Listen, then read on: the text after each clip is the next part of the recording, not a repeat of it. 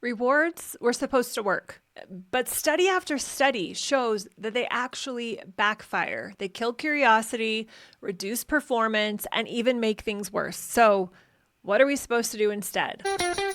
Welcome back, everybody. Today we are diving into the next part of my book, which is called What About Rewards? Because I don't know about you, but for me, as a mom of 6 kids, I thought rewards were the bomb. I was thinking, you know what? The rewards are the positive way to get my kids to do what I want them to do. After reading Alfie Kohn's Punished by Rewards, along with lots of other things I discovered along the way when my kids were little, I soon discovered that was not the case. And here's a fascinating study I concluded in my book. I'm going to start on page 22. It's right where I left off from the last episode. And the subtitle of this section is What About Rewards? Because what about rewards, right? They should work. Well, in a 1961 study, a graduate student from the University of Kentucky asked 72 9-year-old boys, first of all, just 72 9-year-old boys. That's a lot of boys. Anyway, he asked them to tell the difference between 2 nearly identical drawings of faces. Some were paid when they got it right, and some were not. Some were simply just told, good job. What they found was that the group of boys that was getting paid made more mistakes. And that left Miller, who was the organizer of this study, to conclude the following, quote, "The clear inferiority of the reward group was an unexpected result, unaccountable by theory or previous empirical evidence." I know, right? What? Rewards are supposed to work. The following year, 1962, a graduate student from New York challenged 128 undergraduates to mount a candle on a wall using a select number of materials. Some of the students were offered between $5 and $20, which was significantly more valuable in 1962 if they succeeded. Others were offered nothing. And you know what they found? Yes, once again, they found that those offered the incentive took nearly 50% longer to complete the task. In 1971, it was similarly observed that 4th graders performed more poorly on a task when they were offered a reward. And by the way, it was a reward they said they liked. They had given them some options and they chose one that they liked. So this is a big deal, something they really wanted. The experimenter said the results were, quote unquote, puzzling. And Alfie Kohn says this: what punishments and rewards do is induce compliance. And this they do very well. So if your object is to get people to obey an order, to show up on time, to do something they're told, then bribing and threatening may be a sensible strategy. But if your objective is to support children and develop good values, then rewards like punishments are absolutely useless. In fact, as we're beginning to see, they're often worse than useless. They're actually counterproductive. That was the end of his quote. That was by Alfie Kohn. Powerful. I love that. Just truth bomb. Boom. He has a very thick book that's very evidence-based called Punished by Rewards. Highly recommended if your brain is noodling on this and thinking, oh, what? I thought rewards were the solution. He gives so much evidence of how they aren't the solution. So while rewards and bribes may create short-term compliance, they come at such a great cost in the long term.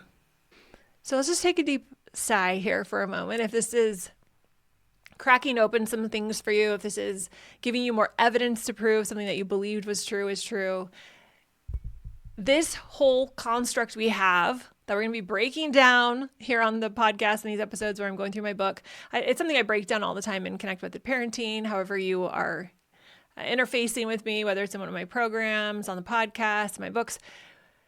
It's important that we start to untangle some of these beliefs that we've just thought were true. We just thought they were true. But study after study has proven that they're not true, that rewards decrease intrinsic motivation. And as it shows in this study, makes the results slower or they're less interested. It's fascinating. The next little section I want to dive into is titled correction feels natural, but it doesn't work. See, I wanted to explore in the book these two sides of the same coin, is how I would like to see them. Correction and rewards, or you could say punishments and rewards. But they're really two different ways that we have been taught to go about getting people to do what we want them to do. I'm going to give them a reward. I'm going to threaten them with a consequence. Usually it's punitive when we use the word consequence. And we're going to look how both of them don't really do what we're thinking they do. Because if they did, and I said this before, but let's just say it again, if they did, we wouldn't be having problems with our kids. We wouldn't ever have to escalate, because we all know things they like and don't like that we could give or take away from them. So if that was all it took to get someone to listen, we would be golden. We would just be so golden. So correction feels natural, but it doesn't work. So your child's bad behavior is her way of saying, or his way of saying, hey, I'm struggling over here. I could use some help. When your toddler has a tantrum, she's not thinking clearly.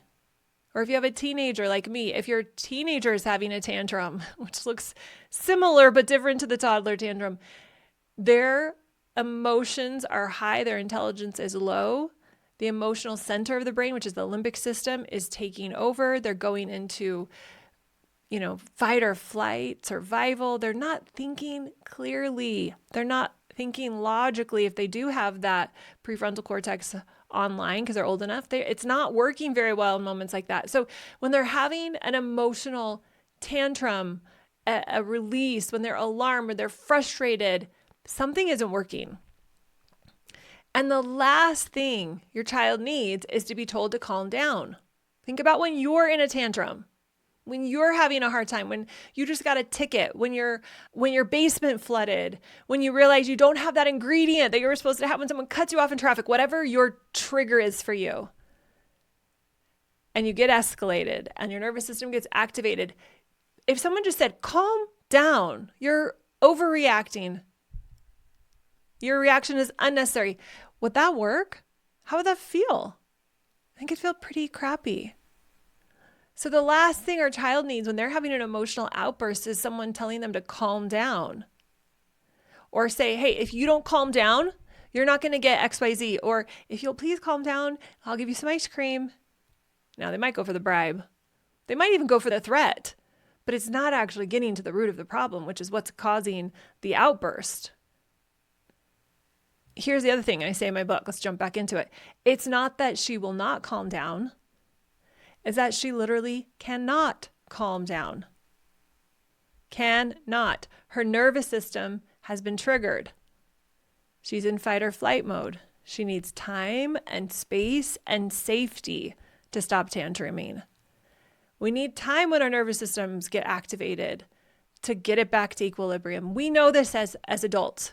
Right? We know that if I give myself some time, if I'm able to distance myself from it, whether it's physically or, again, just taking some space and time, if I'm able to think through it and understand from the other person's point of view, oftentimes my nervous system starts to come back to homeostasis. But in the moment, so hard. Now, can we get there? Absolutely. Can a 2-year-old? Absolutely not. Absolutely not. I do remember my youngest, who's now 17, when she was 3 or 4, she just intuitively, when she would get really triggered and feel, she could feel she was out of control, and she was little at the time, she would breathe often, like if on her own, she would just like close her eyes and breathe. And I found it so fascinating. I didn't prompt her to do that. It's probably something she saw me do. I'm not saying I was perfect at it at the time, but I did try to be more conscious as I was, and I was better by the time she was 2 or 3 than I was when my oldest was 2 or 3. But she would start to breathe, and I could feel her body starting to calm down, but it still took time. And I don't know how she figured that out. And she didn't always do it, just like we don't always do it. Because when our nervous system is triggered and we're in fight or flight mode, to immediately switch off that emotion or to start threatening them, it's ridiculous to think it's possible that they can calm down immediately. And when we start threatening them, we're just fueling the fire. We're just making them more frustrated. Okay. So I know we know this intuitively, but let's really understand that this is the way the kids function too. And they're more immature. Their brains are less developed. So we even need more space. They actually need us to come alongside. We're going to get to that, co-regulating, helping come alongside their emotions. We're going to get there. But first we need to remember that expecting our kids to calm down when they're really upset, even if we think what they're really upset about is absolutely ridiculous. There was a time where one of my kids just couldn't handle people's feet anywhere near them. So anytime there was a foot near them, he freaked out. And part of my brain would say, this is so ridiculous. And then part of my brain would say, this is his reality. This is where he is. So have compassion and don't tell him to just stop it. It's not that easy. It's not how it works. Okay, let me tell you a little story. A few summers ago at a family reunion, my 3-year-old nephew was at his wit's end. And by the way, this nephew of mine is so cute. I just love him to death. The cutest. And this was years ago. And we were at this reunion. We have a big family. I'm the oldest of 7. So lots of little people all around, lots of little kids. He was upset with everyone and everything. And of course, some of the adults were very bothered by this. Makes sense. I mean, there's just a lot of noise and chaos with that many little kids. There were probably 20 little kids running around. So someone offered him a popsicle to try to help him feel better. Seems logical, right? We do that all the time. We're like, hey, I'm uncomfortable that you're uncomfortable. Can I make you stop crying so I feel better? It's typically what's happening. Anyway, so someone offered him a popsicle that he loved. He had eaten lots of them all week. And he responded, don't want one. Even though he loved this flavor of popsicle, it was his favorite. His little nervous system was taking him for a ride. I mean, he was out of his mind. And I decided, as I watched him and made sure I was in a good place and I wasn't feeling bothered, I was like, oh, this is so interesting. I'd gotten pretty good at it by then. And again, I am not perfect, but I really find watching and studying the reactions we all have as humans fascinating. And I'm not his mom, I'm his aunt, so it was even easier to be neutral. Anyway, so I thought, okay, I'm going to see what's going to happen here, because I could see all of the things where his nervous system was freaking out, fight or flight. So I decided to see if he would play with me. Play is one of the most underutilized tools we have as parents, and he was the prime age to use it, and just a really easy way of playing. We can still play with teenagers. It's a little different. But with a 3-year-old, oh my gosh, so you just play the way you know you can play, silly and all that. So I got down on his level and looked him in the eyes and smiled to see if he would look back. I needed to see if he was so dysregulated that he couldn't even connect with me, but he could. So I leaned down, I got low, looked him in the eyes. He smiled back. He looked at me in the eyes. I established a working relationship because he was on the same page as me. I could tell because he was looking back, and I got a bit silly. And what I was doing was I was testing the waters to see what he'd do. I knew he was struggling. It was clear as day to see. I could see his brain trying to decide, am I going to play or am I going to keep having this attacking energy? A lot of the other adults left at this time, so there was less eyeballs on him. And there was this moment where his shoulders relaxed and I could see something had switched. And this doesn't always happen, but this time it did. And he started playing. And we spent the next 10 minutes swinging on this really beautiful swing. It was up in the mountains at our family reunion. We have an old homestead that was homesteaded during the Homestead Act. Yes, that's a thing. You remember hearing about that in history? So it's 150 acres up in the woods of Arizona. It's very remote. It's rural. There's not a lot of amenities. There's not cell phone service up there. And there's beautiful trees, though. Beautiful pine trees. And this swing made of ropes and a piece of wood had been created under this gorgeous big pine tree. And we sat in it and we just swung back and forth. We sat in it, we just swung, which has other benefits. Swinging or rocking tends to calm our nervous system down. And I knew that. And I thought, oh, double whammy here. We'll play a little bit. We'll sing. We'll swing. We're in nature. Now, it was magical. It was magical. Now, your brain might think that responding with play is spoiling the child. You might think in this moment, well, He was having a meltdown. He was throwing the popsicle. He was yelling at the adult. You might think, oh my gosh, is this appropriate to respond with play? Is it spoiling the child if I respond with play? It's not. Because you can't spoil a child by giving him too much of what he needs. You spoil a child by giving him too much of what he wants.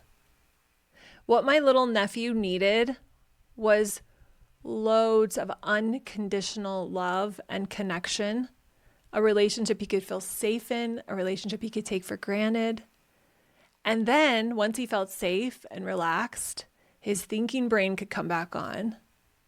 His higher self could be present with us again. He could feel emotionally regulated. He wasn't in need of any consequence. It resolved all on its own.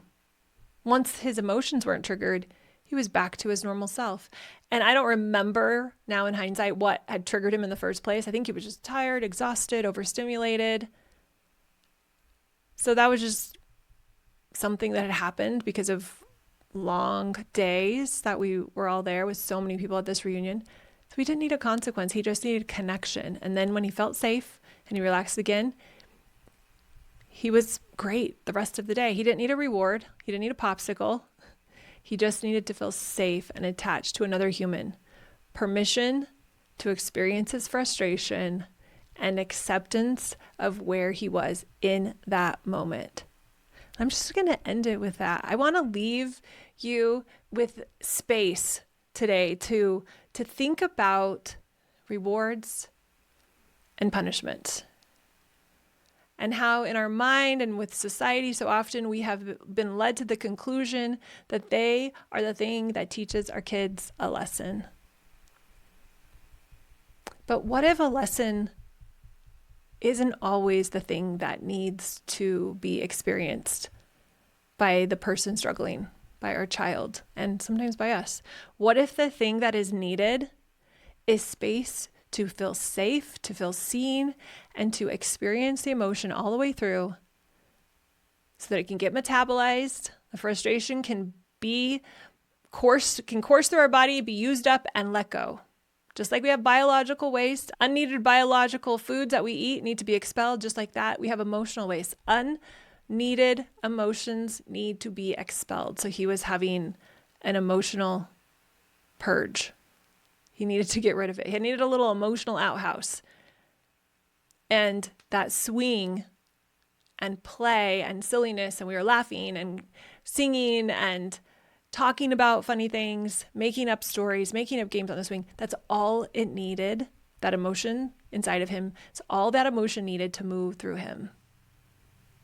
Not a consequence, not a reward.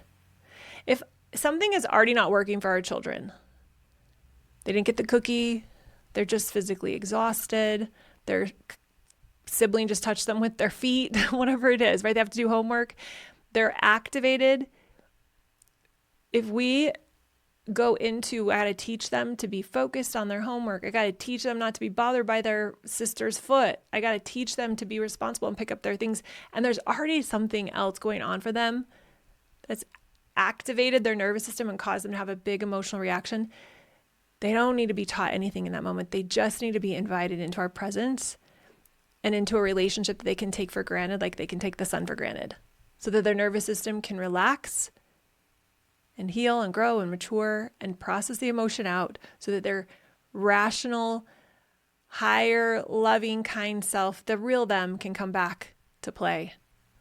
So think about that today. Just put yourself in situations where you have been activated, or maybe where you've messed up, or you've been upset or frustrated, and think about what you needed in those moments, or if something did help you resolve it, what was that thing that helped you resolve it so that you could move forward? I'm guessing it wasn't a consequence or a reward. I'm guessing it was the love and connection that you were able to give yourself or someone else was able to give you. So I'm going to let you just think about that. We're going to pick back up next time with the next section in the book called The Key to Fixing Bad Behavior is Not About Finding the Right Consequence. We're going to keep building on this idea and unpacking it so that pretty soon your brain has no other option than to think, yes, this is not just feeling better, but it's supported by science. It's supported by research. It's what the latest developmental psychologists are showing us is the truth through what they have found by putting together the findings of so many other brilliant scientists along the way. So we're going to pick up there next time. Today, just think about that. What does your child or what do you need when you have been emotionally activated?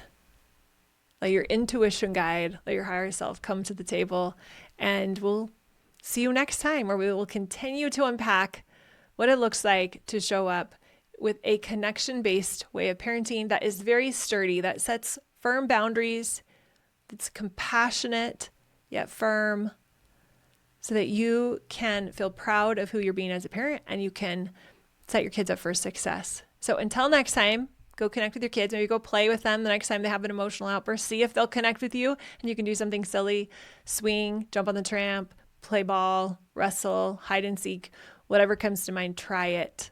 All right. We'll talk to you next time. Bye, guys. Time to get on up.